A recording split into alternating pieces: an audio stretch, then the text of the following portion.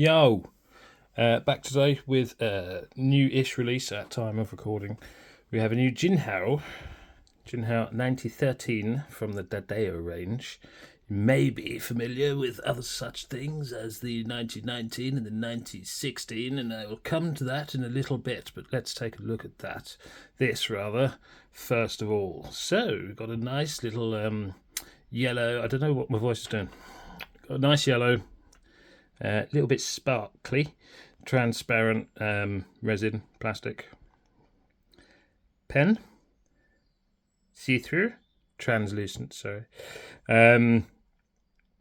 with a ball clip which is pretty stiff, but usable. You can use that, but it is on the stiff side of things. I don't really like the ball clip on whatever, but there you go, that's me. Clip also has Jinhao coming down here. Then on the cap band you have Jinhao Dadao number 9013, and it is a screw cap, and it unscrews in 1, half, 2, 2.5. There you go. So it's quite a bit actually. It's not disastrous, but it's a bit more than you might think, maybe. Then you've got number 6 sized Jinhao steel nib, medium. This is one of the heartbeat nibs. So you've got the little, you got the the heartbeat pattern that you might see on a heart machine. Don't know the name of the machine. It's a heart machine, isn't it? Makes hearts, yeah. Plastic feed. Then you've got cartridge converter inside. So you've got plastic threads onto metal threads, but they do work quite nicely. Let's do this right through a camera, and it's like I'm in a I don't know, madman's head. And you've got a little O-ring just in there to cushion the closure, which tightens up very nicely. You do get a bit of rattle off that converter, which I notice it a little bit less now it's inked. I don't know whether that's got anything to do with it or whether it's just settled a little bit, but when I opened it, opened the package, and I noticed that instantly, that there was rattle on the converter against here. Come back to that, doing it again. So the converter is not one of the super plus size Dadao converters that you would find in the 9019 or the 9016. This is your normal kind of sized standard converter with a standard Chinese fitting. There we go. So yeah, it's settled a little bit. I mean, as soon as I opened it, I was doing this and it was just rattling all over the place. So maybe it has settled a little bit. But if you look on the back here, certainly the 9019 has like some little indents inside, just the back end of the barrel, which kind of stabilise the converter piston knob there. And this doesn't seem to have that. So it does rattle a little bit. But, it's going to be a bit hit and miss. As I say, it's settled a little bit. But just to say, I must say, I do like the nice little goldy, silvery specks of glitter in this barrel. I quite like that. Yeah, it does posts nicely actually. So I'm not a cat poster, generally speaking. Obviously, sometimes Kaweco Sport, Pilot Elite, that sort of they're made to be posted. They're pocket pens, but I actually find that nice and comfortable in my hands. Like just that little bit of girth just drops in the crook of my hand there, makes that very nice and comfy. So I actually quite like that posted as it goes, which is unusual for me, but there you go. Unposted, it's still usable. I just like that little bit of extra stabilisation that bit of girth gives me there. That's just me. So you can hear that a little bit there. If you uncapping, maybe it's in your pocket, in your bag. It is a little bit rattly. It does bug me a little bit. Right, I'm going to change my angle. We'll look at some measurements and some size comparisons and do a bit of writing. So here we are with some measurements. So capped, uncapped and posted speaks for itself. Weight, there's ink in it, so give or take, I don't know, 0.5 gram-ish. So yeah, that cap, it doesn't add too much weight. It's got a bit of metal in there, but I don't find it back weight particularly. It's on the lighter side, this pen. Obviously it's transparent plastic, basically translucent, whatever. So yeah, pretty comfortable posted, as I say. The section 11.6 up here, there's not much in it. It's 11.6 up here and 11.4 just before you get to that little flare out there. Stop your fingers wander enough onto the nib barrel. About 13.3 back here, and then just tapering down. I kind of took the measurement just about there at the end of that piston knob. It's about 11.8. Let's look at some size comparaciones. So here we have some pens, which is handy. So drop that in there. So here we have the Dadao series from Jinhao. So you've got the 1913, the 16, and the 1919. So as you can see, it's that nice little Goldilocks Bears family tree going on there. Up here, just got some other pens. I'm not sure why I've picked all big pens, if I'm honest. It's a bit daft. I'll grab some smaller ones, yeah. So you've got an Jinhao X159, Pelican M1000, Visconti Homo Sapiens, Bennu Euphoria, and a Leonardo Memento Zero Grande. That's not a really appropriate size comparison thing. Maybe subconsciously I was just showing off because I really like these pens.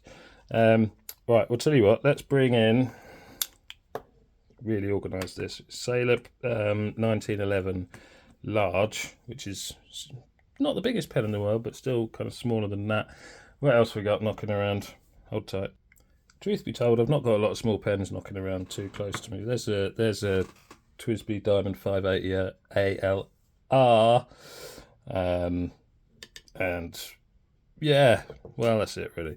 So let's shift these over here and just have a look at these quickly. So here's your Dadao range.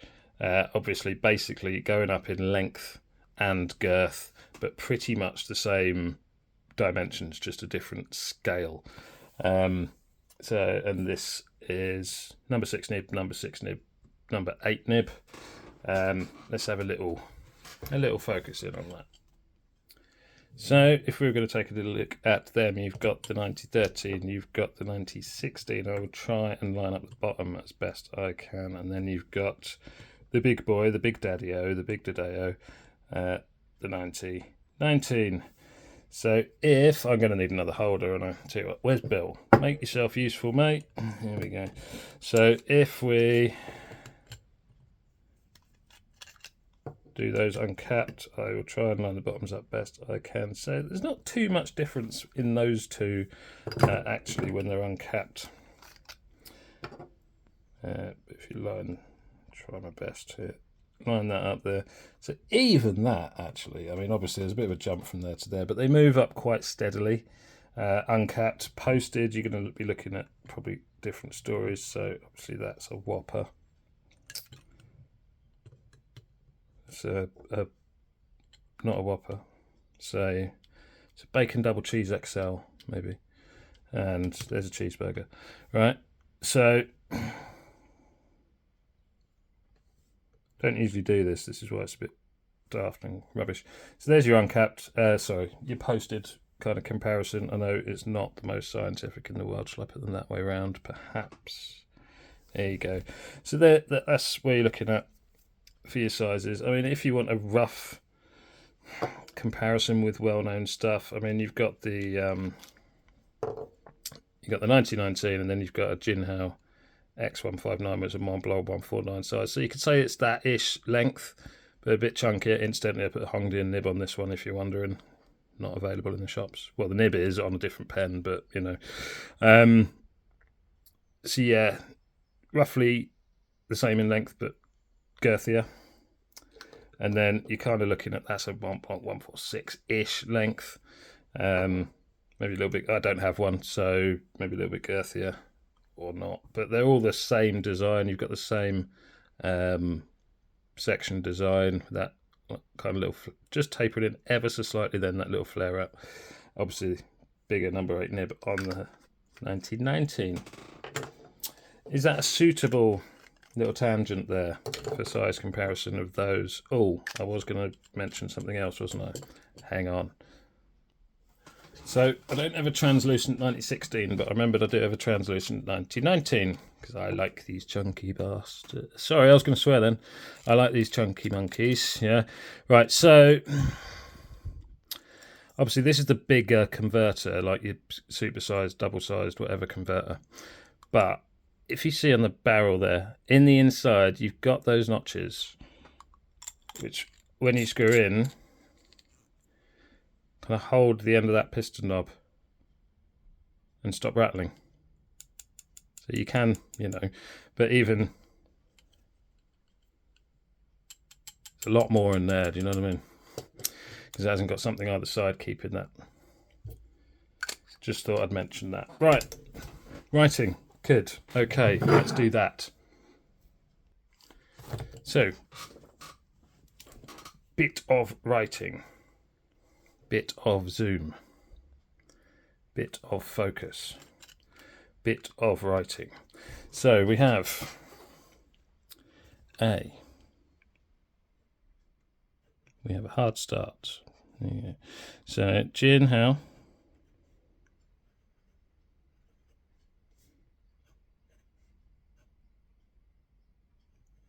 well done. 1913. This is a medium steel nib, and the ink here is Diamine.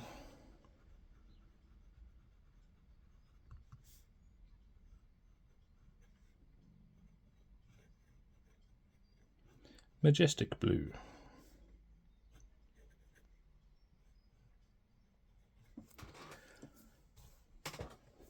Da da da da. Sorry.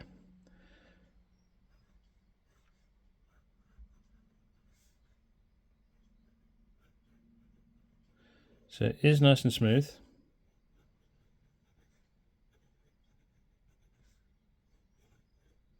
Just a hint of feedback.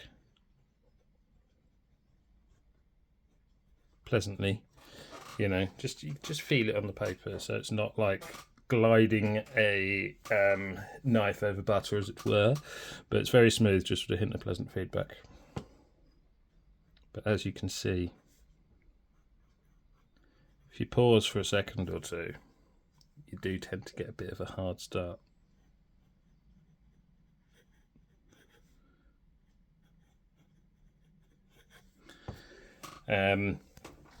So yeah, it's nice and smooth. It's a reasonably decent flow.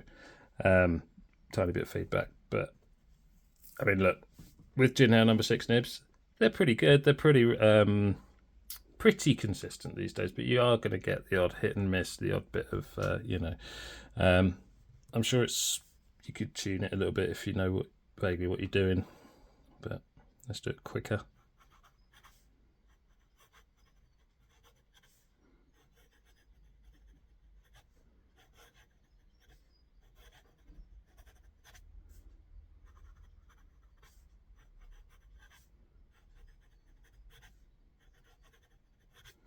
So it doesn't so much skip, as it's just the hard starts really. There's not really any skipping. Flow does keep up, but as you can see, just like you get the odd hard start. There you go. Even so, one at the start. So you've been going a bit. It's still just a little bit. So maybe a little bit of baby's bottom in there or something. But yeah, it's a little bit unreliable, inconsistent, which is a bit of a pain. Line wetness, sorry, fucking see what I mean? It's just a little bit inconsistent. So it's decent enough flow when it's going, but yeah, I mean, look. So for line variation, you can push a bit out of that, a little bit, but it's hard to yeah, you know, it needs a bit of a tune. It's not fantastic out of the box. It's certainly not the worst thing. It's probably just a little bit of baby's bottom. Maybe it just needs a little bit of a grind and a smooth, but you know. But it was under £10, including postage from China. So, you know, it's not the end of the world for that money to me, but obviously, I don't want to say it's nothing. It's money to people. It's money to me, but you know, I mean, obviously, I kind of just like playing around with whatever pens. But yeah, look, it's under £10, I think, or whatever equivalent. This was AliExpress. There's lots of different colours, so check them out. And obviously, you get like fine, extra fine nibs. I don't think it's to do with the flow, just in case you're wondering with that heartbeat slit. Sorry. I'll tell you what I did like, before I go off on one. I don't think it's to do with the flow with that heartbeat nib, because as you can see, it flows okay once you go in. It's just the starting. So probably just wants a bit of a polish. I'll tell you what I do like, which I just remembered. I've got a translucent cap, and the nib lines up with that clip. So I think, if I remember rightly, this has another start position on the thread. Yep, so you can line it up pretty much that way as well. So I like that rather than ending up like there. I do like that. That's nice. I like that. So yeah. So I did have on standby, just in case this didn't kind of show those hard starts, some of my Sherlock Holmes copying up, where it does hard start, I don't know, the beginning of whole words sometimes. If I can find where I am. There we go. So, you know me, well, I don't know if you do, but my meditation is basically copying out Sherlock Holmes. So, yeah, you can see like on the Y there, that's hard started half of that, and then down here you've missed out half of a W. Yeah, there's hard starts all over it, but obviously you kind of saw it in action, so I'm not going to go in too much to that one. Yeah, I know, weirdo, right? So yeah, nice little pen, just a few bits. So obviously you've got that rattle a little bit, but it's very comfortable. I actually quite like that posted. I find that quite comfortable posted. So, and it's a smaller pen, obviously, than like the 1919 or even the 1916. So it's quite handy in a shirt pocket, rather than having the beast kind of, you know, your shirt pockets like ends there, and you've got half of a, you know. So that's a nice little size. Sorry, wobbling all over the place. I like that nib lining up. That's a personal little thing of mine. I'm not sure where these greens come from. What was I fiddling? It's come from somewhere.